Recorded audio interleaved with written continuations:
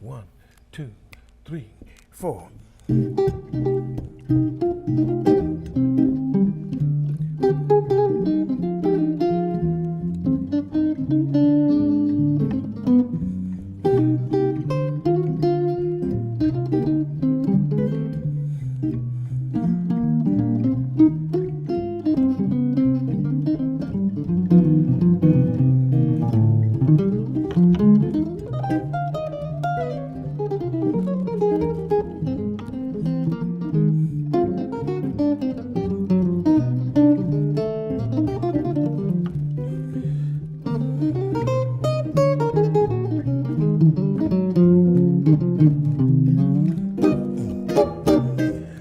Hi, I'm George Benson, and this is my club, the Breezin Lounge. You're welcome. Glad to have you with us. I'm with my friend Jody Fisher, and we're talking guitar music here, y'all. And as you can hear, he's pretty proficient himself. I'm glad to share the stage with him tonight. He's going to be asking me questions soon after we finish this.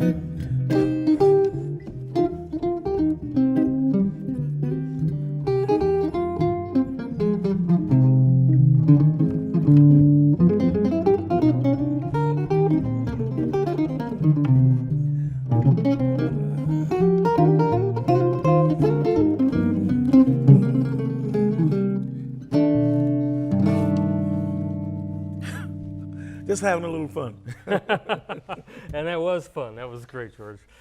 Thank you. Let's talk about your technique a little bit. Everybody always asks about your percussive attack when you're playing.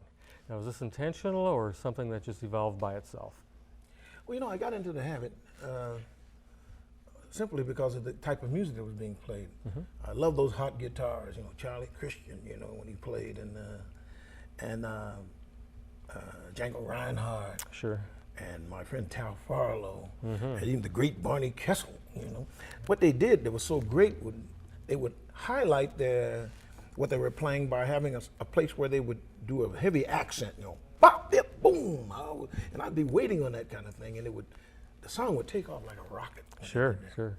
But in the early days, I had my early songs. I wrote a song called Clockwise, and it was supposed to remind me of a clock.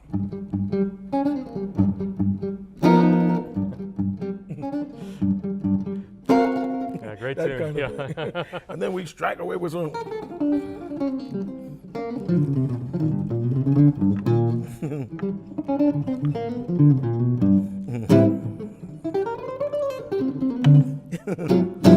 Not quite what I wanted to say, but that kind of thing, let's put it like that. Sure. And we're going to edit that out, so don't worry about it. Do you think some of that percussiveness comes from listening to horn lines and horn punches, you know, from the big bands in that era? Well, I think the trumpet probably is the jazz instrument because every note is singular and it has edge. Yeah. And if you put the right color with that edge, then you got something that's really exciting. I think that's what made that instrument stick out so much. And people like Louis Armstrong and Dizzy Gillespie and a few others, or many others, actually made that the jazz instrument. So I listened to it for lines. My favorite was Clifford Brown. Oh yeah. You talk about diction. And he's speaking through his trumpet, that That's guy. it. You know, absolutely. Now with your right hand, you pick sometimes, using a pick, sometimes use your thumb, but they're both percussive. Yeah. Now, what are you doing when you're using a pick to get that really drum-like sound that you get? Well, rhythm, the thing I like about the type of technique that I use, I'm not a technician on guitar, but it allows me to just, you know, let my right hand be the rhythm master, so to speak. Sure. And even if you miss a note or two, you're still in rhythm. So you keep the rhythm going and you add some notes to it. And rhythm's the number one ingredient, you bet. I think so. But you spoke a good point is being made there.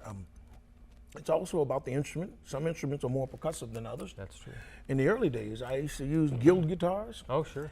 They weren't quite as mellow as the Gibson guitars, but on the other hand, they were good for diction. Every note was separate, you know, and clean. And then they had others.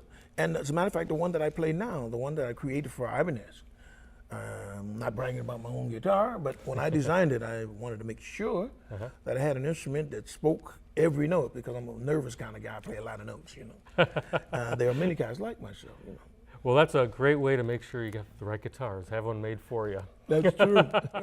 We'll be right back, and we'll be talking about George's technique and the unique ways he plays up and down the fingerboard.